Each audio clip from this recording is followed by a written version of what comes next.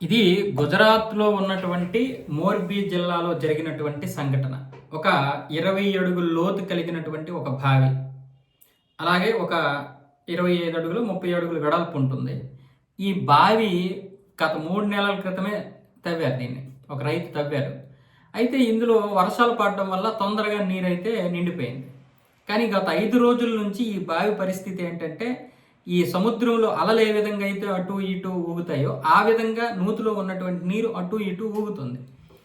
ఆ పొలానికి వచ్చినటువంటి రైతు దీన్ని చూసి ఊర్లో కొంతమందికి చెప్పాడు. ఏదో మరి మొత్తానికి నాకు అర్థం కాలేదు, నీరు అటు ఇటు కదులుతోంది అని చెప్పి ఒక మామూలుగా అనుమానంతో చెప్పాడు.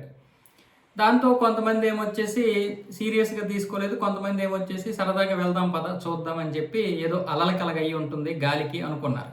కానీ అక్కడికి వచ్చి చూస్తే పరిస్థితి అంత రివర్స్లో ఉంది. అక్కడ గాలి లేదు, భూకంపం లేదు, వర్షము లేదు.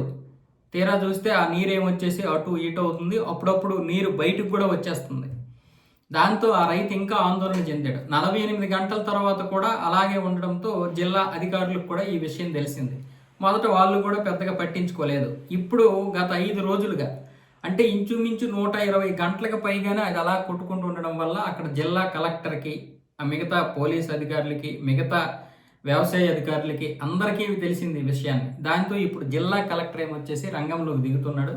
దానికి సంబంధించినటువంటి వాళ్ళు వచ్చేసి ఇప్పుడు ప్రాథమికంగా నూతిలో ఉన్నటువంటి గాలి, ఆ గాలి బయటకు వచ్చే క్రమంలోనే ఈ యొక్క అలజడి జరిగిందని ప్రాథమిక విచారణలో తేల్చారు. అది ఏంటో నాకు అసలు ఇప్పటికే అర్థం కాదు.